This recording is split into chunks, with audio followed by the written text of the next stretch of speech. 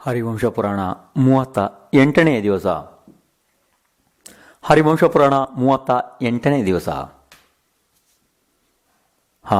ಹರಿವಂಶ ಪುರಾಣ ಮಹಾಶಾಸ್ತ್ರ ಇವತ್ತು 38ನೇ ದಿವಸ ನಡೀತಾ ಇದೆ. ನಿಮಗೆ ಕೇಳ್ತಾ ಈ ಮಹಾಶಾಸ್ತ್ರವನ್ನು 37 ದಿವಸಗಳು ಮುಗಿದೋಯ್ತು. ನೀನು ಏನು ಕೇಳಿ ಹೋಗಿದ್ರಿ? ಇಷ್ಟೇ ಆಗಿತ್ತು ನಿಮಗೆ. ಏನಾಗಿತ್ತು ಅಂದರೆ, ರಾಜಮತಿ ಜೊತೆಯಲ್ಲಿ ಮದುವೆ ಆಗಬೇಕು ಅಂತ ಹೇಳಿ ಭಗವಾನ್ ನೇಮಿನಾಥ್ ಹೋಗ್ತಾ ಇದ್ದಾರೆ.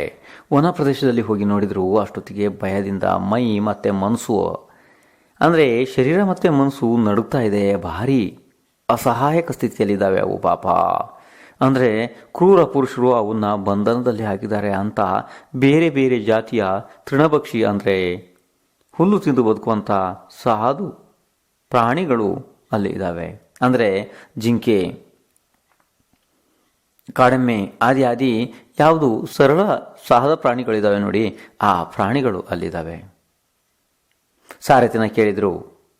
ಕೇಳಿದ ತಕ್ಷಣ ಸಾರಥಿ ಕೈ ಮುಗಿದು ಹೇಳ್ದ, ನಿಮ್ಮ ಮದುವೆಗೆ ಮಾಂಸಭಕ್ಷಿ ಅನೇಕ ರಾಜರು ಬಂದಿದ್ದಾರೆ, ಅವರಿಗೋಸ್ಕರ ಈ ಪ್ರಾಣಿಗಳನ್ನು ಸಂಗ್ರಹ ಮಾಡಲಾಗಿದೆ. ಅಷ್ಟು ಕೇಳಿದ್ದೆ ತಡ.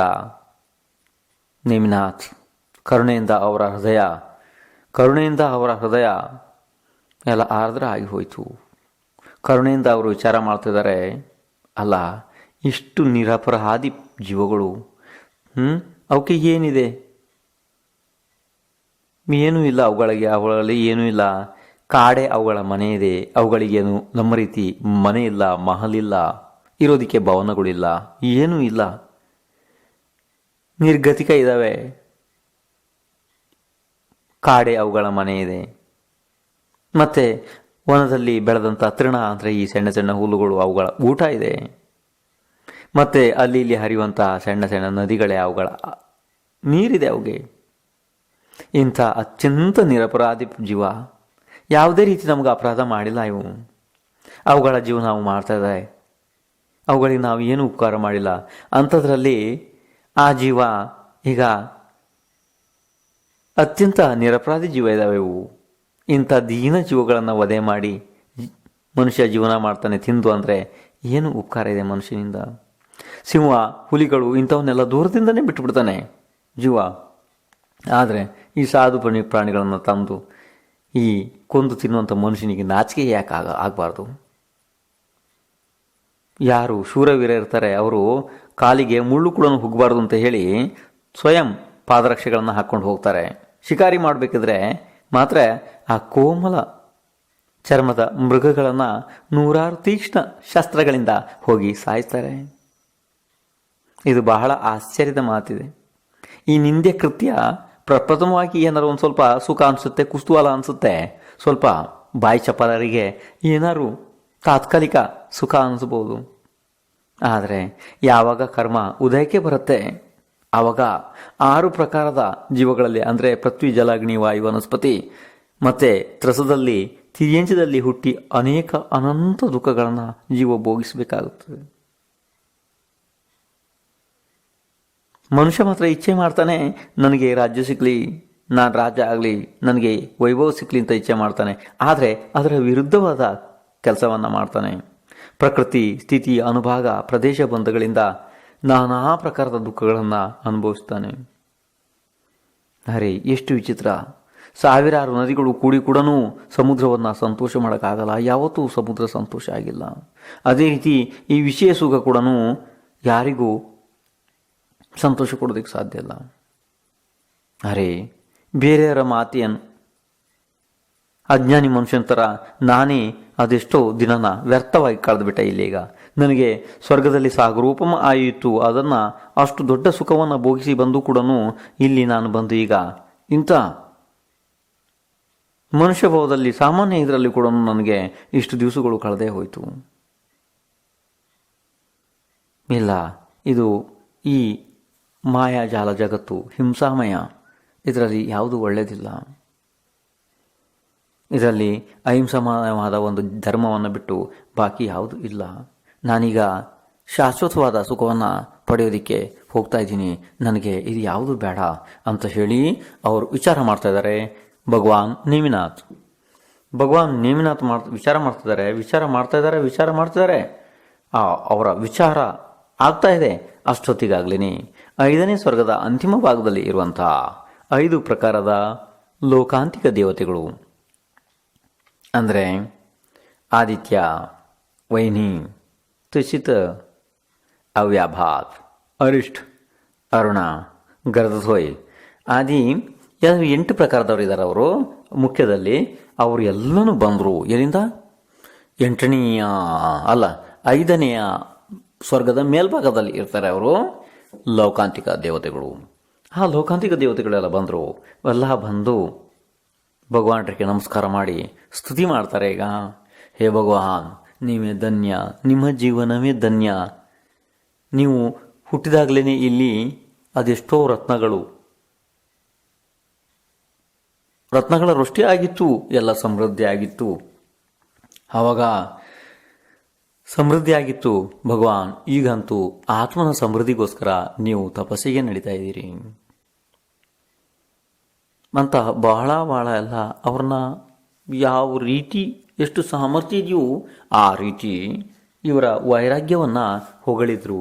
ಇವರ ವೈರಾಗ್ಯವನ್ನು ಅವರು ಮೆಚ್ಚಿ ಹಾಡೋದಕ್ಕೋಸ್ಕರ, ಜಿನೇಂದ್ರ ಭಗವಾನರ ಗುಣಗಾನ ಮಾಡೋದಕ್ಕೋಸ್ಕರ ಲೋಕಾಂತಿಕ ದೇವತೆಗಳು 8 ಪ್ರಕಾರದವರು ಬಂದಿದ್ರು. ಅಂದರೆ ಇವರೇನೆ ಯಾರು?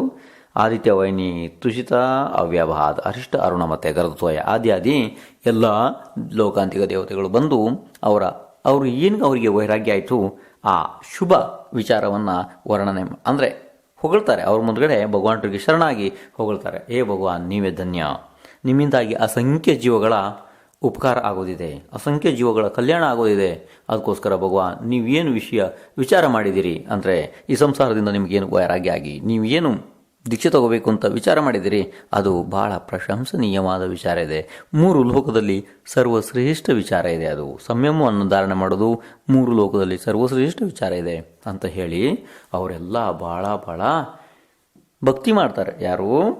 ಜಿನೇಂದ್ರ ಭಗವಾನರ ಏನು ವೈರಾಗ್ಯವನ್ನು ಅವ್ರು ಕೊಂಡಾಡ್ತಾರೆ. ಲೋಕಾಂತಿಕ ದೇವತೆಗಳು ಬಂದು ಈ ಲೋಕಾಂತಿಕ ದೇವತೆಗಳು ಇರ್ತಾರಲ್ಲ, ಇವರು ಎಲ್ಲರೂ ಬ್ರಹ್ಮಚಾರಿಗಳು ಇರ್ತಾರೆ. ಅಂದರೆ ಇವರಿಗೆ ಅಲ್ಲಿ ಯಾವುದೇ ರೀತಿ ಇವರಿಗೆ ದೇವಿಯರು ಇರೋದಿಲ್ಲ. ಇವರು ಎಲ್ಲನೂ ಅಲ್ಲಿ ಒಂದು ರೀತಿ ಗೌರವದಿಂದ ಜೀವನ ಮಾಡ್ತಿರ್ತಾರೆ. ಇವರನ್ನು ದೇವರ್ಷಿ ಅಂತ ಕರೀತಾರೆ. ಅಂದರೆ ದೇವ ಋಷಿ ಇದ್ದಾರೆ ಇವರು, ದೇವತೆಗಳಲ್ಲೇ ಋಷಿ ಇದ್ದಾರೆ, ದೇವತೆಗಳಲ್ಲೇ ಸರ್ವಶ್ರೇಷ್ಠ ಇದ್ದಾರೆ ಇವರು. ಇವರನ್ನು ದೇವರ್ಷಿ ಅಂತ ಕರೀತಾರೆ. ಅದಾದ ನಂತರ ಇನ್ನು ಮುಂದೆ ಕೇಳಿ. ಈಗ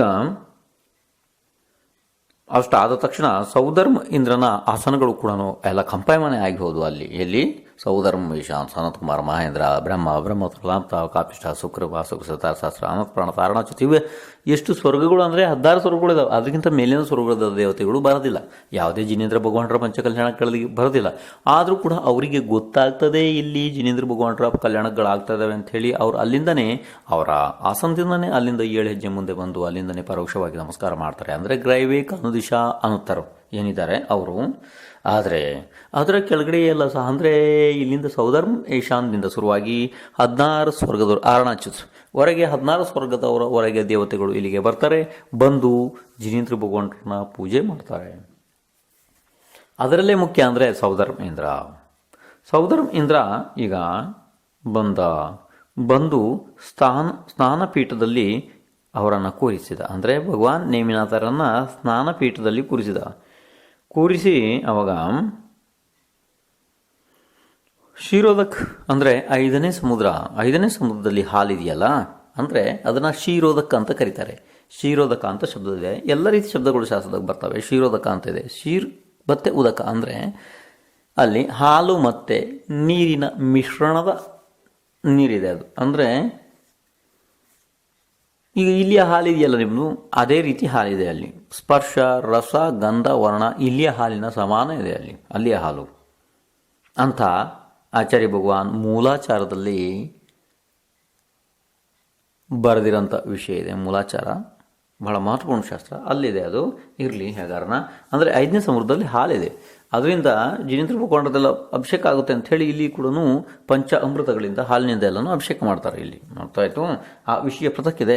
ನಿಮಗೆ ಆ ವಿಷಯದ ಏನಾರ ಅಕಸ್ಮಾತ್ ವಿಸ್ತಾರವಾದ ವಿಷಯ ಬೇಕಿದ್ರೆ ಈ ನಮ್ಮದು ಉಪದೇಶ ಭಾಗ ಅಂತಿದೆ, ಉಪದೇಶ ಭಾಗದಲ್ಲಿ ಪಂಚಾಮೃತ ಅಭಿಷೇಕ ಅಂತಿದೆ, ಅಲ್ಲಿಂದ ನೀವು ನೋಡಿ ತಿಳ್ಕೊಳ್ರಿ. ಬಹಳ ವಿಸ್ತಾರವಾದ ವಿಶೇಷ ವರ್ಣನೆ ಆ ಸ್ಥಳದಲ್ಲಿದೆ. ಕಥಾಭಾಗ ಆದ್ದರಿಂದ ಇದೆ ಜಾಸ್ತಿ ಹೇಳೋದಿಲ್ಲ. 5ನೇ ಸಮುದ್ರದಲ್ಲಿ ಹಾಲಿದೆ, ಹಾಲನ್ನು ತಗೊಂಬಂದು ಜಿನೇಂದ್ರ ಭಗವಂತರಿಗೆ ಅಭಿಷೇಕ ಮಾಡ್ತಾರೆ. ಅರ್ಥ ಆಯಿತು? ಕೇಳ್ರಿ.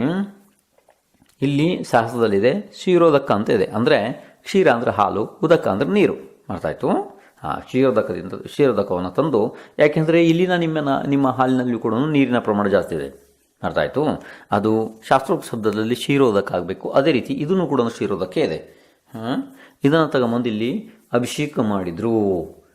ಉತ್ತಮ ಅಭಿಷೇಕವನ್ನು ಮಾಡಿ ಮತ್ತೆ ಅವರಿಗೆ ಎಲ್ಲ ಬೇಕಾದಂಥ ಆಭರಣಗಳನ್ನು ಎಲ್ಲನೂ ತಗೊಂಬಂದಿದ್ರು ಸ್ವರ್ಗದಿಂದ. ಆಭರಣಗಳನ್ನೆಲ್ಲ ತೊಡಿಸಿದರು. ಯಾರಿಗೆ? ಭಗವಾನ್ ನೇಮಿನಾಥರಿಗೆ. ಆಭರಣಗಳನ್ನು ಹಾಕಿಬಿಟ್ರಲ್ಲ ಮೈ ಮೇಲೆ. ಯಾವ ಆಭರಣ ಹಾಕಿ ಏನು ಉಪಯೋಗ? ನೀವೇನಾರು ನಿಮ್ಗೆ ವಿಚಾರ ಬರ್ಬೋದಲ್ಲ. ಏನೇನು ಉಪಯೋಗ ಇಲ್ಲ. ದೇವತೆಗಳೆಲ್ಲ ತಂತಂತ ಆಭರಣಗಳನ್ನು ಹಾಕ್ತಾರೆ, ತಂದು ಕೊಡ್ತಾರೆ, ದಿವ್ಯವಾದ ವಸ್ತುಗಳು. ಆದರೆ ಭಗವಾನ್ರಿಗೆ ಇದು ಏನದ ಅವಶ್ಯಕತೆ ಇದೆ? ಏನೇನೂ ಇಲ್ಲ ಅವರಿಗೆ. ಈಗಿಷ್ಟು ವೈರಾಗ್ಯ ಆಗಿದೆ ಅವರಿಗೆ. ಆದರೂ ಕೂಡ ದೇವತೆಗಳು ತಮ್ಮ ಪುಣ್ಯವನ್ನು ಸಂಪಾದನೆ ಮಾಡೋದಕ್ಕೋಸ್ಕರ ತಮ್ಮ ಕರ್ತವ್ಯ ಅಂತ ಹೇಳಿ ತಿಳ್ಕೊಂಡಿದ್ದನ್ನೆಲ್ಲ ಮಾಡ್ತಿದ್ದಾರೆ. ಮತ್ತು ಏನೂ ಇಲ್ಲ ಇದರಲ್ಲೆಲ್ಲ. ಆದರೆ ನಿಜವಾಗಿ ವಿಚಾರ ಮಾಡೋಕೆ ಹೋದ್ರೆ ಇದರಲ್ಲಿ ಏನೂ ಇಲ್ಲ. ಆವಾಗ ಇಷ್ಟಾಯಿತು. ಇನ್ನು ನೋಡಿ, ಈಗ ಭೋಜವಂಶ, ಯದುವಂಶ ಅಂದರೆ ಈ ಹರಿವಂಶ ಎಲ್ಲ ಇದೆಯಲ್ಲ, ಯದುವಂಶ, ಇವರೆಲ್ಲರಿಗೂ ಸಮಜಾಯಿಸಿ ಹೇಳಿದ್ರು. ಅಂದರೆ ಯಾರು? ಜಿನೇಂದ್ರ ಭಗವಾನ್ ಈ ಸಂಸಾರದ ಅಸಾರತೆಯ ಬಗ್ಗೆ ಇವರೆಲ್ಲ ದುಃಖ ಪಡ್ತಾ ಇದ್ರಲ್ಲ, ಈಗ ಇವರು ಹೊರಟರು ಅಂತ ಹೇಳಿ ದೀಕ್ಷೆಗೆ. ಅವಾಗ ಅವರು ಈ ಸಂಸಾರದ ಅಸಾರತೆಯ ಬಗ್ಗೆ ಅವರು ತಿಳಿಸಿ ಹೇಳಿದ್ರು ಇವರಿಗೆಲ್ಲ ನೇಮಿನಾಥ್. ಇದಾದ ನಂತರ ಅಷ್ಟೊತ್ತಿಗಾಗಲೇ ದೇವತೆಗಳು ತಂದು ಸುಸಜ್ಜಿತವಾಗಿ ತಯಾರಿ ಇಟ್ಟಿದ್ರು. ಯಾವುದು? ಪಾಲ್ಕಿಯ ಮೇಲೆ ಅವರು ಕೂತ್ಕೊಂಡು ಹೋಗ್ತಾರಲ್ಲ, ಪಾಲ್ಕಿ ತಂದು ಇಟ್ಟಿದ್ರು. ದೀಕ್ಷಾವನಕ್ಕೆ ಹೋಗಬೇಕೀಗ. ಪಾಲ್ಕಿ ತಂದು ಇಟ್ಟಿದ್ರು. ಆ ಪಾಲ್ಕಿಯ ಹೆಸರಿತ್ತು ಉತ್ತರ ಕುರು ಅಂತ ಹೇಳಿ. ಉತ್ತರ ಕುರು ಅಂತ ಹೇಳಿ ಆ ಪಾಲ್ಕಿಯ ಹೆಸರಿತ್ತು ನೋಡ್ರಿ. ಆ ಪಾಲ್ಕಿಯನ್ನು ತಂದಿಟ್ಟಿದ್ರು ಎಲ್ಲ ಇಂದ್ರಾದಿ ದೇವತೆಗಳು, ಕುಬೇರ ಎಲ್ಲ. ಆವಾಗ ನಿಧಾನ ಹೋಗಿ ಆ ಪಾಲ್ಕಿಯ ಮೇಲೆ ಹೋಗಿ ಕುಳಿತರು. ಪಾಲ್ಕಿಯ ಮೇಲೆ ಹೋಗಿ ಕುಳಿತ ನಂತರ ಸ್ವಲ್ಪ ದೂರದವರೆಗೆ ಇಲ್ಲಿ ಭೂಮಿಗೋಚರಿ ರಾಜರು ಇವರು ಎಲ್ಲ ಆ ಪಾಲ್ಕಿಯನ್ನು ಮೇಲೆ ಎತ್ತಿದರು. ಸ್ವಲ್ಪ ದೂರದ ನಂತರ ದೇವತೆಗಳು ಆಕಾಶ ಮಾರ್ಗದಲ್ಲಿ ಅದನ್ನು ಗಿರ್ನಾರ ಪರ್ವತಕ್ಕೆ ತಗೊಂಡು ಹೋದರು. ಗಿರ್ನಾರ ಪರ್ವತಕ್ಕೆ ತಗೊಂಡೋಗಿ ಭಗವಾನರ ಆದೇಶವನ್ನು ಕೇಳಿ ಯಾವ ಸ್ಥಳದಲ್ಲಿ ನಿಲ್ಲಬೇಕು ಅಂತ ಅಲ್ಲಿ ನಿಂತರು. ನಿಂತಾಗ ಭಗವಾನರು ಅಲ್ಲಿಂದ ಆ ಪಾಲ್ಕಿಯಿಂದ ಕೆಳಗಡೆ ಇಳಿದ್ರು. ಅಲ್ಲಿ ಮೊದಲೇ ಒಂದು ಸ್ಫಟಿಕವಾದ ಶಿಲಾ ಸ್ಥಳವನ್ನು ಹಾಕಲಾಗಿತ್ತು. ಅಲ್ಲಿ ಹೋಗಿ ಅದರ ಮೇಲೆ ವಿರಾಜಮಾನರಾದರು. ಅಲ್ಲಿ ಹೋಗಿ ವಿರಾಜಮಾನರಾಗಿ ಎಲ್ಲ ಪ್ರಕಾರ ಅವರ ತ್ಯಾಗ ಪರಿಗ್ರಹ ಇತ್ತಲ್ಲ, ಅಂದರೆ ಶರೀರದಲ್ಲಿ ಒಡವೆ ವಸ್ತ್ರಗಳು ಯಾವುದಿದ್ದು ಅದನ್ನೆಲ್ಲ ಪ್ರಪ್ರಥಮವಾಗಿ ಅವರು ತ್ಯಾಗ ಮಾಡಿದರು. ಎಲ್ಲವನ್ನು ತ್ಯಾಗ ಮಾಡಿ ಈಗ 5 ಮುಷ್ಟಿಗಳಿಂದ ಕೇಶಲೋಚನೆ ಮಾಡಿದರು. 5 ಮುಷ್ಟಿಗಳಿಂದ ಕೇಶಲೋಚನೆ ಅಂದರೆ ನೋಡಿ ಎಷ್ಟು ಸಾಮರ್ಥ್ಯ ಇರ್ಬೋದು ಅವರ ಶರೀರದಲ್ಲಿ. 5 ಮುಷ್ಟಿಗಳಲ್ಲಿ ಅವರ ಸಂಪೂರ್ಣ ಕೇಶ ಅಂದರೆ ತಲೆಯ ಕೂದಲು ಕಿತ್ತು ಬಿಡ್ತಾರೆ ಅವರು. ಎಷ್ಟು? ಖಾಲಿ 5 ಮುಷ್ಟಿಗಳಲ್ಲಿ. 5 ಮುಷ್ಟಿ, ಜಾಸ್ತಿ ಇಲ್ಲ. ಇಷ್ಟು ಶರೀರದಲ್ಲಿ ಸಾಮರ್ಥ್ಯ, ಇಷ್ಟು ಪ್ರಮಾಣದ ಸಾಮರ್ಥ್ಯ ಅವರಿಗೆ ಇರ್ತದೆ. ಮತ್ತು ಇದೊಂದು ನಿಯಮವನ್ನು, ಶಾಸ್ತ್ರೋಕ್ತ ನಿಯಮವನ್ನು ನೆನಪಿಟ್ಕೊಳ್ಳಿ ಬಂಧುಗಳೇ. ಯಾರು ತೀರ್ಥಂಕರ ಪ್ರಕೃತಿಯ ಅಂದರೆ ತೀರ್ಥಂಕರು ಇರ್ತಾರೆ, ಅಂದರೆ ಮಹಾಪುರುಷರೆಲ್ಲ ಇರ್ತಾರಲ್ಲ, ಅಥವಾ ಶಲಾಕ ಪುರುಷರು ಇರ್ತಾರಲ್ಲ, ಇವರಿಗೆಲ್ಲನ ಗಡ್ಡ ಮೀಸೆ ಇರೋದಿಲ್ಲ. ಇದೊಂದು ಎಕ್ಸ್ಟ್ರಾ ಪಾಯಿಂಟ್ ಇದೆ. ಅಂದರೆ ಈ ಶಾಸ್ತ್ರದಲ್ಲಿ ಏನು ಬಂದಿಲ್ಲ, ನಿಮಗೆ ತಿಳುವಳಿಕೆಗೋಸ್ಕರ ನಾನು ಹೇಳ್ತಾ ಇದ್ದೀನಿ. ನಿಮಗೆ ತಿಳುವಳಿಕೆ ಬರಬೇಕಿದು. ಪಂಚಮುಷ್ಟಿ ಕೇಶಲೋಚನ ಅಂದ ಕೂಡಲೇ ಎಲ್ಲಿಯೇ ಕೇಶಗಳನ್ನು ಅವರು ಲೋಚ ಮಾಡಿರ್ಬೋದು ಅಂತ ನೀವು ವಿಚಾರ ಮಾಡ್ಬೋದಲ್ಲ. ಕೇಶ ಅಂದರೆ ಕೂದಲು. ಯಾವ್ಯಾವ ಕೂದಲನ್ನು ಹಾಗೆ ವಿಚಾರ ಮಾಡ್ಬೋದು, ನಿಮಗೆ ಈ ವಿಚಾರ ಬರ್ಬೋದಲ್ಲ. ಅದಕ್ಕೋಸ್ಕರ ಸಂಶಯ ನಿವಾರಣೆಗೋಸ್ಕರ ಹೇಳ್ತಾ ಇದ್ದೀವಿ ಇದನ್ನ. ಯಾರು ಶಲಕ ಪುರುಷರು ಅಥವಾ ಮತ್ತೆ ಮಹಾಪುರುಷರು ಏನಿರ್ತಾರೆ ನೋಡ್ರಿ, ಇವರಿಗೆ ಮೀಸೆ ಮತ್ತು ಗಡ್ಡ ಬರೋದಿಲ್ಲ. ಹೀಗಂತ ಶಾಸ್ತ್ರದ ನಿಯಮ ಇದೆ. ಆದ್ದರಿಂದ ಅವರಿಗೆ ಮೀಸೆ ದಾಡಿ ಇದಂತ ಗಡ್ಡ ಇದೆಲ್ಲ ಇರೋದಿಲ್ಲ. ಕೇವಲ ಅವರಿಗೆ ಸೌಂದರ್ಯ ತೋರಿಸೋದಕ್ಕೋಸ್ಕರ ತಲೆ ಮೇಲೆ ಮಾತ್ರ ಗುಂಗುರು ಕೂದಲು ಅಂತಾರಲ್ಲ, ಗುಂಗುರು ಕೂದಲು ಅಂತ ಹೇಳ್ತಾರೆ ಅದನ್ನು ಕನ್ನಡದಲ್ಲಿ. ಅಂದರೆ ರೌಂಡ್ ರೌಂಡ್ ಬರುತ್ತೆ ನೋಡ್ರಿ ಅಲ್ಲಿ, ಆ ಥರ ಸುಂದರವಾದ ಕೂದಲುಗಳಿರ್ತವೆ. ನೀವು ಭಗವಾನ್ ಬಾಹುಬಲಿಯ ಮೂರ್ತಿಯನ್ನು ನೋಡಿದಿರಲ್ಲ, ರೌಂಡ್ ರೌಂಡ್ ಗುಂಗುರು ಗುಂಗುರು ಕೂದಲು ಅಂತಾರೆ ಅದನ್ನು. ಆ ತಲೆ ಮೇಲೆ ನೋಡಿ ಕೆತ್ತಿ ತೋರಿಸಿದ್ದಾರೆ ನೋಡ್ರಿ, ಆ ರೀತಿ ಕೂದಲಿರ್ತವೆ ತೀರ್ಥಂಕರರಿಗೆ. ಅದನ್ನು ಅವ್ರು ಏನು ಮಾಡಿದ್ರು, 5 ಮುಷ್ಟಿಗಳಿಂದ ಕೇಶಲೋಚನ ಅಂದರೆ ಎಲ್ಲ ಕಿತ್ತು ತೆಗೆದು ಬಿಟ್ಟರು, ಕೇವಲ 5 ಮುಷ್ಟಿಗಳಲ್ಲಿ. ಇದನ್ನು ಪಂಚಮುಷ್ಟಿ ಕೇಶಲೋಚನ ಅಂತ ಹೇಳ್ತಾರೆ. ಇಷ್ಟಾದ ನಂತರ ಈಗ ಆ ಕೇಶವನ್ನು ಅಂದರೆ ಆ ಕೂದಲನ್ನು ಇಂದ್ರ ಬಹಳ ಭಕ್ತಿಯಿಂದ ಅದನ್ನು ವಜ್ರ ವೈಡೂರ್ಯಗಳಂಥ ಒಂದು ಪೆಟ್ಟಿಗೆಯಲ್ಲಿ ಇಟ್ಟು ಆ ಕೂದಲನ್ನು ತಗೊಂಡೋಗಿ 5ನೇ ಸಮುದ್ರಕ್ಕೆ ಕ್ಷೇಪಣೆ ಮಾಡ್ತಾನೆ.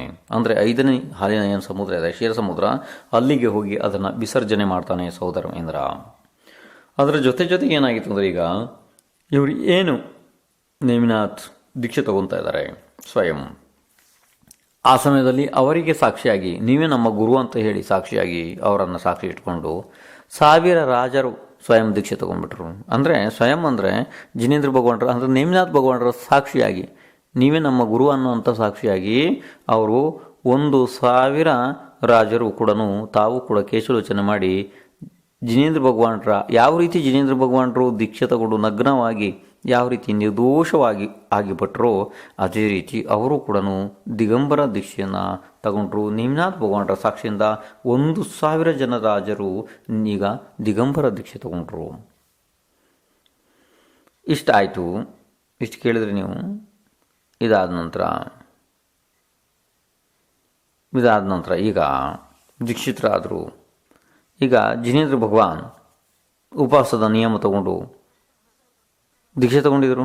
ಆ ಸಮಯದಲ್ಲಿ ಇನ್ನು ಆಹಾರಕ್ಕೆ ಅಂತ ಹೇಳ್ಬೇಕಲ್ಲ, ಆವಾಗ ಆಹಾರಕ್ಕೆ ದ್ವಾರಿಕಾಪುರಿಗೆ ಬಂದರು. ದ್ವಾರಿಕಾಪುರಿ ಪವಿತ್ರ ಆಗಿ ಹೋಯಿತು. ಆವಾಗ ಅಲ್ಲಿ ಪುಣ್ಯಾತ್ಮ ಒಬ್ಬ ಪ್ರವದತ್ತ ಅಂತಿದ್ದ. ನೋಡ್ರಿ ಎಷ್ಟು ಪುಣ್ಯ ಇರ್ಬೋದು ಆ ಜೀವದ್ದು. ಪ್ರವದತ್ತ ಅಂತಿದ್ದ. ಪ್ರವದತ್ತ ಕ್ಷೀರಾನ್ನ ಆಹಾರ ಕೊಟ್ಟ.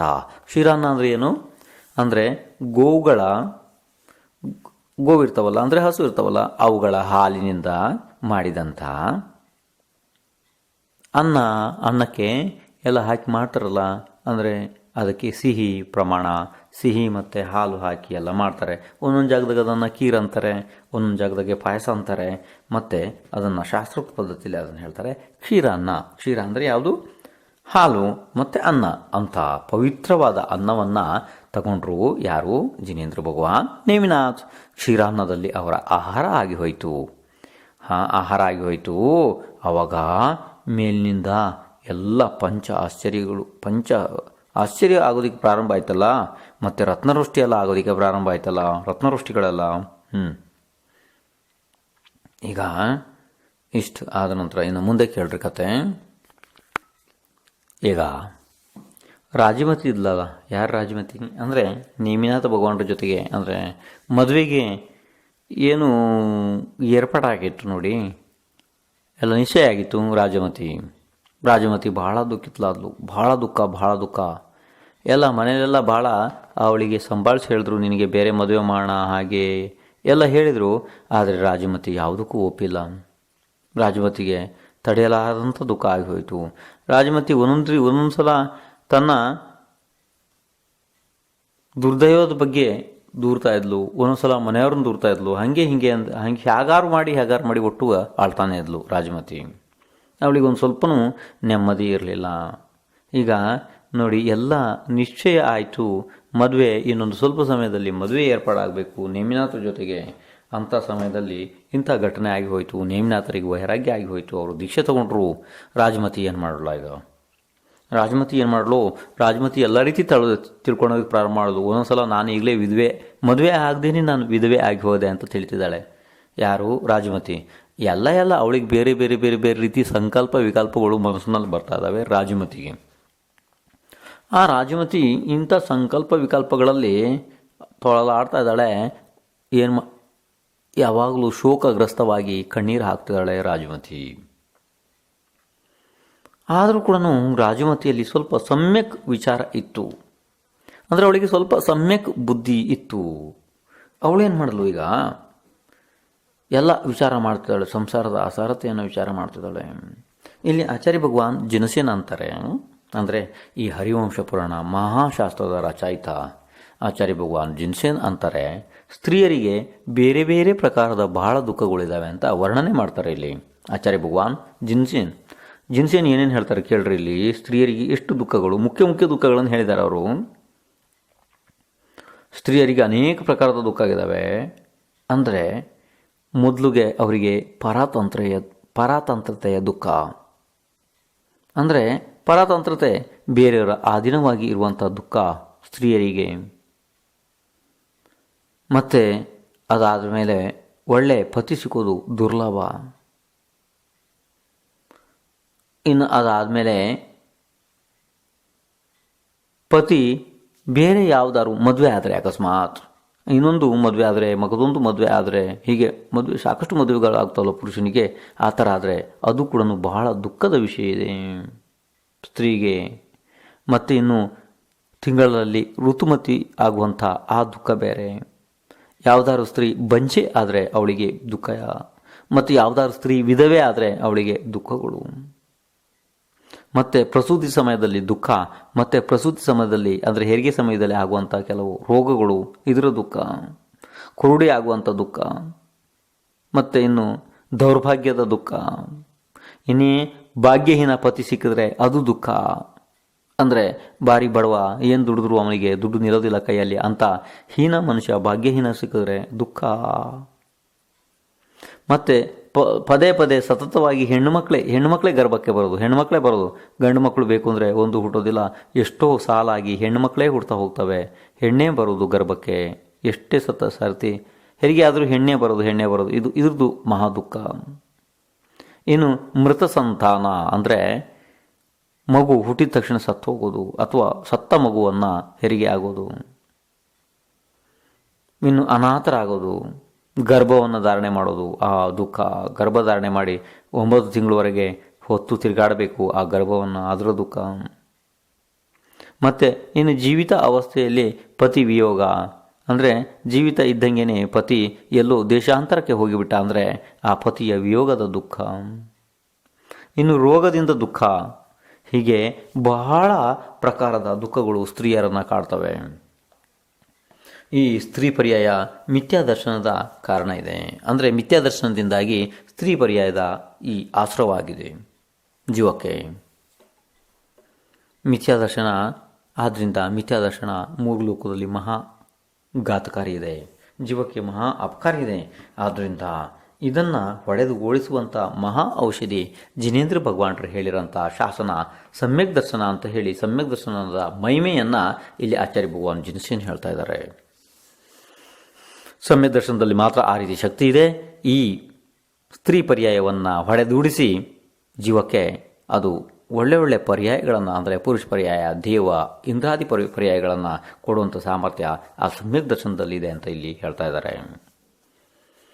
ಇದಾದ ನಂತರ ಈಗ ಇನ್ನು ಇಲ್ಲಿ ಯಾವುದೋ ಒಂದು ಕಾರಣವಶದಿಂದ ಜಿನ್ಸೇನ್, ಆಚಾರ್ಯ ಭಗವಾನ್ ಜಿನ್ಸೇನ್ ಸರ್ಗ ನಂಬರ್ 56ರಲ್ಲಿ ಕೇಳ್ರಿ, ಸರ್ಗ ನಂಬರ್ 56, ಇದನ್ನೊಂದು ಸ್ವಲ್ಪ ಬೇಕಾದ್ರೆ ನೆನ್ಪಿಟ್ಕೊಟ್ರಿ ನೀವು. ಹರಿವಂಶ ಪುರಾಣ ಮಹಾಶಾಸ್ತ್ರವನ್ನು ಓದಬೇಕಿದ್ರೆ ಸರ್ಗ ನಂಬರ್ 56ರಲ್ಲಿ ಬೇರೆ ಬೇರೆ ವಿಷಯಗಳ ಬಗ್ಗೆ, ಅಂದರೆ ಬೇರೆ ಅನುಯೋಗದ ಬಗ್ಗೆ, ಅಂದರೆ ಪ್ರಥಮಾನುಯೋಗ ಬಿಟ್ಟು ಬೇರೆ ಅನುಯೋಗದ ಬಗ್ಗೆ ಕೂಡ ಬಹಳ ವಿಸ್ತಾರವಾದ ವರ್ಣನೆಯನ್ನು ಮಾಡಿದ್ದಾರೆ. ಅಂದರೆ ಯಾವುದು ಇಲ್ಲಿ ಧ್ಯಾನಗಳ ಬಗ್ಗೆ, ನಯ ನಿಕ್ಷೇಪಗಳ ಬಗ್ಗೆ ಇಷ್ಟು ವಿಸ್ತಾರದ ವರ್ಣನೆಯನ್ನು ಮಾಡಿದ್ದಾರೆ.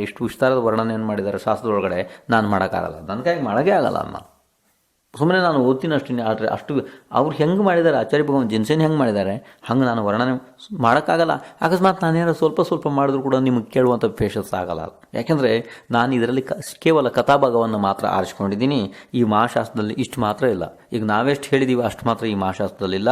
ಈ ಮಹಾಶಾಸ್ತ್ರದಲ್ಲಿ ಭಾಳ ವಿಷಯಗಳಿದ್ದಾವೆ, ಭಾಳ ವಿಷಯಗಳಿದ್ದಾವೆ. ನೀವೇನೆಂದರೆ ಆ ಶಾಸ್ತ್ರಕ್ಕೆ ನಮಸ್ಕೃತರಾಗಿ, ಅಂದರೆ ಪೂರ ನೀವು ಅದಕ್ಕೆ ಶರಣಾಗತರಾಗಿ ಆ ಶಾಸ್ತ್ರವನ್ನು ನಮಸ್ಕಾರ ಮಾಡಿ ಭಕ್ತಿ ಮಾಡಿ ನೀವು ಓದೋದಕ್ಕೆ ಪ್ರಾರಂಭ ಮಾಡಿದರೆ ಮಾತ್ರ ಆ ಶಾಸ್ತ್ರ ತನ್ನ ಸ್ವಲ್ಪ ರಹಸ್ಯಗಳನ್ನು ಬಿಟ್ಕೊಡ್ಬೋದು, ಇಲ್ದಿದ್ರಿಲ್ಲ. ಅಂಥ ಮಹಾಶಾಸ್ತ್ರ ಇದೆ ಹರಿವಂಶ ಪುರಾಣ. ಅಂಥ ಮಹಾಶಾಸ್ತ್ರದಲ್ಲಿ ಆಚಾರ್ಯ ಭಗವಾನ್ ಜನಿಸಿ ಧ್ಯಾನಗಳ ಬಗ್ಗೆ ಹೇಳ್ತಾ ಇದ್ದಾರೆ ನೋಡಿ. ಸ್ವಲ್ಪ ಕತೆ ವಿಚಲಿತ ಆಗಿ ಈಗ ಸೈದ್ಧಾಂತಿಕ ರೂಪದಲ್ಲಿ ಬರ್ತಾ ಇದೆ. ನಿಮಗೆ ಮತ್ತೆ ನಾಳೆಯಿಂದ ಮತ್ತೆ ಕತೆ ಪ್ರಾರಂಭ ಆಗ್ಬೋದು ನಾಡಿನಿಂದ. ಆದರೆ ಮತ್ತೆ ಸೈದ್ಧಾಂತಿಕ ರೂಪದಲ್ಲಿ ನೋಡೋಣ. ಇಲ್ಲಿ ಕತೆ ಬಿಟ್ಟು ಈಗ ಶಾಸ್ತ್ರೋಕ್ತ ಪದ್ಧತಿ ಸೈದ್ಧಾಂತಿಕ ರೂಪಕ್ಕೆ ಬರ್ತಾ ಇದೆ. 4 ಧ್ಯಾನಗಳನ್ನು ಹೇಳಿದ್ದಾರೆ. 4 ಧ್ಯಾನ ಯಾವುದಕ್ಕಂತಾರೆ ನಿಮಗೆ ಗೊತ್ತಿದ್ದ ಹಾಗೆ. ಕತೆ ಜೊತೆಗೆ ಇನ್ನೊಂದು ಸ್ವಲ್ಪ ಕಲೀರಿ. 4 ಧ್ಯಾನ ಯಾವುದಕ್ಕಂತಾರೆ? ಆರ್ಥ ಧ್ಯಾನ, ರೌದ್ರ ಧ್ಯಾನ, ಧರ್ಮ ಧ್ಯಾನ ಮತ್ತು ಶುಕ್ಲ ಧ್ಯಾನ. ಇದು ನಮ್ಮ ಬಾಲ್ಬೋಧ ಅಂತ ಹೇಳಿ ಯಾವುದೋ ಒಂದು ಉಪದೇಶ ಭಾಗ ಇದೆ, 10 days ಬಾಲ್ಬೋಧ. ಅಲ್ಲಿ ನಿಮಗೆ ಇದರದ್ದೆಲ್ಲ ಡೀಟೇಲ್ಸ್ ಸಿಗುತ್ತೆ. ಹೇಗಾರು ಇರಲಿ, ಇಲ್ಲಿ ಆಚಾರ್ಯ ಭಗವಾನ್ ಹೇಳ್ತಿದ್ದಾರೆ, ಅದರಿಂದ ನಾನು ಹೇಳ್ತಾ ಇದ್ದೀನಿ. ಧ್ಯಾನಗಳ ಬಗ್ಗೆ ಹೇಳಿದ್ರು, ಶಾಸ್ತ್ರದಲ್ಲಿ ಬರ್ತಾರೆ, ಬಹಳ ಸುಂದರವಾಗಿ ವರ್ಣನೆ ಮಾಡಿದ್ದಾರೆ. ಯಾವ ಧ್ಯಾನ, ಯಾವ ಪ್ರಕಾರ, ಯಾವುದರಿಂದ ಆಗ್ತದೆ, ಏನು ಕಾರಣ, ಇದೆಲ್ಲ ಭಾಳ ಚಂದ ಹೇಳಿದ್ದಾರೆ. ಇದಾದ ನಂತರ ಈಗ ನಯಗಳು ಅಂತ ಯಾವುದಕ್ಕೆ ಕರೀತಾರೆ, ನಿಕ್ಷೇಪಗಳು ಅಂತ ಯಾವುದಕ್ಕೆ ಕರೀತಾರೆ. ನಯ ಮತ್ತು ನಿಕ್ಷೇಪ ಅಂತ ಎಲ್ಲ ನೀವು ಕೇಳಿದ್ರಲ್ಲ. ಇದೆಲ್ಲ ತತ್ವಸೂತ್ರದ ಮುಖ್ಯ ಸೂತ್ರಗಳಲ್ಲಿ ಬರ್ತವೆ ನೋಡಿ. ನಯಗಳು, ನಿಕ್ಷೇಪಗಳು. ಈ ನಯ ಮತ್ತು ನಿಕ್ಷೇಪಗಳು ಇದ್ರ ಬಗ್ಗೆ ವಿಸ್ತಾರದ ವರ್ಣನೆ ಆಚಾರ್ಯ ಭಗವಾನ್ ಜಿನ್ಸೇನ್ ಮಾಡಿದ್ದಾರೆ ಅದರಲ್ಲಿ. ಇನ್ನು ಸಮುದ್ಘಾತದ ಬಗ್ಗೆ, ಸಮುದ್ಘಾತ ಯಾವುದಕ್ಕಂತಾರೆ ಅಂದರೆ, ಕೇವಲಿ ಭಗವಾನರು 13ನೇ ಗುಣಸ್ಥಾನದಲ್ಲಿ ಏನಿರ್ತಾರೆ, ಈಗ 13ನೇ ಗುಣಸ್ಥಾನದಲ್ಲಿ ಕೇವಲ ಅಂತರ್ಮೂರ್ತ ಉಳಿದಿರ್ತದೆ. ಆ ಕೇವಲ ಅಂತರ್ಮೂರ್ತ 13ನೇ ಗುಣಸ್ಥಾನದಲ್ಲಿ ಉಳಿದಿರಬೇಕಿದ್ರೆ ಅಕಸ್ಮಾತ್ ಅವರ ಆಯು ಇನ್ನು ಕಡಿಮೆ ಇದೆ ಮತ್ತು ಉಳಿದಂಥ ಅಘಾತೀಯ ಕರ್ಮಗಳ ಸ್ಥಿತಿ ಜಾಸ್ತಿ ಇದೆ. ಆ ಸಮಯದಲ್ಲಿ ಅವರು ಆ ಅಘಾತೀಯ ಕರ್ಮಗಳ ಸ್ಥಿತಿಯನ್ನು ಆಯು ಕರ್ಮದ ಸಮಾನ ಮಾಡೋದಕ್ಕೋಸ್ಕರ ಅವರು ಇಚ್ಛೆಪಟ್ಟು ಯಾವುದೂ ಕೆಲಸ ಮಾಡೋದಿಲ್ಲ. ಕೇವಲಿ ಭಗವಾನರು ತಾನೇ ಒಂದು ಕ್ರಿಯೆ ಆಗ್ತದೆ. ಅದನ್ನು ಅಂದರೆ ಆತ್ಮಪ್ರದೇಶ, ದಂಟ, ಕಪಾಟ, ಪ್ರತರ, ಲೋಕಪೂರ್ಣ ಅಂಥೇಳಿ ಪ್ರಸರಿತ ಆಗ್ತದೆ. ಎಲ್ಲ ಸಂಪೂರ್ಣ ಲೋಕವನ್ನು ತುಂಬುತ್ತೆ ಆತ್ಮಪ್ರದೇಶ. ಶರೀರ ಇಲ್ಲೇ ಇರ್ತದೆ, ಆದರೆ ಆತ್ಮಪ್ರದೇಶ ಮಾತ್ರ ಹೊರಟೋಗಿ ಎಲ್ಲ ಸಂಪೂರ್ಣ ಲೋಕವನ್ನು ತುಂಬುತ್ತೆ. ಅದನ್ನು ಕೇವಲಿ ಸಮುದ್ಘಾತ ಅಂತ ಕರೀತಾರೆ. ಈ ಕೇವಲಿ ಸಮುದ್ಘಾತದ ಬಗ್ಗೆ ಅಂದರೆ ದಂಡ, ಕಪಾಟ, ಪ್ರತಾರ, ಲೋಕಪುರಾಣ ಇದರ ವರ್ಣನೆ ಇದೆಯಲ್ಲ, ಇದನ್ನು ವರ್ಣನೆಯನ್ನು ಆಚಾರ್ಯ ಭಗವಾನ್ ಬಹಳ ಸುಂದರವಾಗಿ ಮಾಡಿದ್ದಾರೆ ನೋಡ್ರಿ. ಸರ್ಗ ನಂಬರ್ 56ರಲ್ಲಿ ನೋಡ್ರಿ.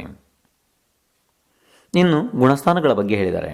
ಗುಣಸ್ಥಾನ ಅಂದರೆ ಮೋಹ ಮತ್ತು ಯೋಗದ ಕಾರಣದಿಂದ ಆಗುವಂಥ ಆತ್ಮನ ಪರಿಣಾಮದ ತಾರತಮ್ಯತೆ ಇದೆಯಲ್ಲ, ಅದನ್ನು ಇಲ್ಲಿ ಗುಣಸ್ಥಾನ ಅಂತ ಕರೀತಾರೆ. ಆ ಗುಣಸ್ಥಾನಗಳ ಬಗ್ಗೆ ಹೇಳಿದ್ದಾರೆ. ಗುಣಸ್ಥಾನಗಳು ಎಷ್ಟಿರ್ತವೆ ಜೀವದ್ದು? ಇದು ಜೀವಕ್ಕೆ ಸಂಬಂಧಪಟ್ಟಿದ್ದು, ಬೇರೆ ದ್ರವ್ಯದ್ದಲ್ಲ. ಗುಣಸ್ಥಾನಗಳು ಎಷ್ಟು ಬರ್ತವೆ ಅಂದರೆ 1ರಿಂದ 14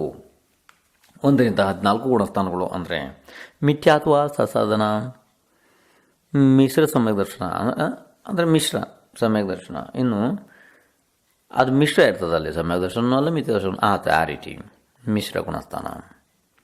ಅವಿರತ ಸಮ್ಯಕ್ ದೃಷ್ಟಿ, ದೇಶವಿರತ, ಪ್ರಮತ ಸಂಯತ, ಅಪ್ರಮತ ಸಂಯತ, ಅಪೂರ್ವಕರಣ, ಅನಿರುತೀಕರಣ, ಸೂಕ್ಷ್ಮ ಸಂಪ್ರಾಯ. ಇನ್ನು ಮುಂದೆ ಹೋಗ್ತಾ ಜೀವ ಯಥಾಖ್ಯಾತ ಚಾರಿತ್ರಕ್ಕೆ ಹೋಗ್ತದೆ. ಅಲ್ಲಿ ಉಪಶಾಂತ ಮೋಹ, ಕ್ಷೀಣಮೋಹ, ಸಯೋಗ್ಯವಲಿ, ಅಯೋಗ್ಯವಲಿ, ಈ ಥರ ಎಲ್ಲನೂ ಇದು ಏನಾಗ್ತದೆ, 14 ಪ್ರಕಾರದ ಬೇರೆ ಬೇರೆ ಗುಣಸ್ಥಾನಗಳು ಜೀವದ್ದು. ಇದನ್ನು ಕೂಡ ಭಾಳ ವಿಸ್ತಾರವಾದ ವರ್ಣನೆಯನ್ನು ಆಚಾರ್ಯ ಭಗವಾನ್ ಅಲ್ಲಿ ಮಾಡಿದ್ದಾರೆ. 8 ಕರ್ಮಗಳ ಬಗ್ಗೆ ಹೇಳಿದ್ದಾರೆ. ಅಂದರೆ ಜ್ಞಾನವರ್ಣೀಯ, ದರ್ಶನವರ್ಣೀಯ, ವೇದನೀಯ, ಮೋಹನೀಯ, ಆಯು, ನಾಮ, ಗೋತ್ರ, ಅಂತರಾಯ. ಇದು ಅದರ ಸೀರಿಯಲ್ ಇದೆ 8 ಕರ್ಮದ್ದು. ಅದನ್ನು ಸೀರಿಯಲ್ ಆಗಿ ಅದೇ ರೀತಿ ಕಲಿಬೇಕು.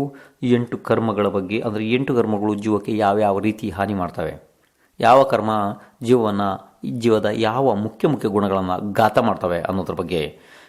ಮತ್ತು ನಾಮಕರ್ಮದ ಬಗ್ಗೆ ಭಾಳ ಸುಂದರ ಹೇಳಿದ್ದಾರೆ. ಈ ನಾಮಕರ್ಮದ ಕಾರಣದಿಂದ ನಮಗೆ ಬೇರೆ ಬೇರೆ ಶರೀರ ಸಿಗ್ತದಲ್ಲ, ಇದನ್ನು ಇಷ್ಟು ಸುಂದರ ವರ್ಣನೆ ಮಾಡಿದ್ದಾರೆ ಹರಿವಂಶ ಪುರಾಣದಲ್ಲಿ. ಇದು ಏನು ಕಥೆಯ ಶಾಸ್ತ್ರವ ಅಥವಾ ಕಾರಣಾನುಯೋಗ ಶಾಸ್ತ್ರವ ನಿಮ್ಗೆ ಗೊತ್ತಾಗಲ್ಲ. ಈ ಹರಿವಂಶ ಪುರಾಣ ಶಾಸ್ತ್ರನೇ ಹಿಂಗಿದೆ. ಅದು ಯಾವ ಅನುಯೋಗದ ಶಾಸ್ತ್ರ ಇದೇ ನಿಮಗೆ ಗೊತ್ತಾಗಲ್ಲ. ಅಂದರೆ ಆಚಾರ್ಯ ಭಗವಾನ್ ಜಿನ್ಸೇನ್ ಕಥೆಯ ಜೊತೆಗೆ ಕೂಡ ಸೈದ್ಧಾಂತಿಕ ರೂಪ ಏಕದಮ್ ಪ್ಯೂರ್ ಏನು ಸಿದ್ಧಾಂತ ಇದೆ ನೋಡ್ರಿ, ಅದನ್ನು ಕೂಡ ಭಾಳ ಸುಂದರವಾದ ನಿರೂಪಣೆ ಮಾಡಿದ್ದಾರೆ ಹರಿವಂಶ ಪುರಾಣ ಸರ್ಗ 56ರಲ್ಲಿ. ಈಗ ಇಷ್ಟಾದ ನಂತರ ಕೇಳ್ರಿ, ಈಗ ಸಮೋಷಣದ ವರ್ಣನೆಯನ್ನು ಮಾಡ್ತಾರೆ. ಆಚಾರ್ಯ ಭಗವಾನ್. ಜಿನ್ಸಿನ್ ಸಮೋಷಣ ವರ್ಣನೆ ಅಂದರೆ ಇದನ್ನು ಯಾಕೆ ಇಲ್ಲಿ ಸಮೋಷಣದ ವರ್ಣನೆ ಮಾಡ್ತಾರೆ ಅಂದರೆ, ಭಗವಾನ್ ನೇಮಿನಾಥರಿಗೆ ಈಗ ಕೇವಲ ಜ್ಞಾನ ಆಗಿ ಹೋಯಿತು. ಭಗವಾನ್ ನೇಮಿನಾಥರಿಗೆ ಕೇವಲ ಜ್ಞಾನ ಆಗಿ ಹೋಯಿತು. ಆ ಕೇವಲ ಜ್ಞಾನದ ಪೂಜೆಯನ್ನು ಮಾಡೋದಕ್ಕೆ ಈಗ ಕೇವಲ ಜ್ಞಾನದ ಪೂಜೆಯನ್ನು ಮಾಡೋದಕ್ಕೆ ಎಲ್ಲರೂ ಬಂದರು. ಅದ್ರ ದೇವತೆಗಳು ಎಲ್ಲರೂ ಬಂದ್ರಲ್ಲ, ಅದೊಂದು ಕಲ್ಯಾಣನೇ ಇದೆಯಲ್ಲ. ಆ ಸಮಯದಲ್ಲಿ ಸಮಸ್ತ ಯಾದವರು ಕೂಡ ಎಲ್ಲಿಗೆ ಹೋಗ್ತಿದ್ದಾರೆ ಈಗ? ಗಿರ್ನಾರ್ ಪರ್ವತ. ಹೌದು, ಗಿರ್ನಾರ್ ಪರ್ವತಕ್ಕೆ ಹೋಗ್ತಾ ಇದ್ದಾರೆ. ಗಿರ್ನಾರ್ ಪರ್ವತದಲ್ಲಿ ಈಗ ಸಮೋಷಣದ ರಚನೆ ಆಗುತ್ತೆ. ಆ ಸಮೋಷಣದ ವರ್ಣನೆಯನ್ನು ನಾಳೆ ನೋಡೋಣ. ಸಮಯ ಆಗಿ ಹೋಯಿತು. ಮಹಾವೀರ ಭಗವಾನರಿಗೆ ಜಯವಾಗಲಿ.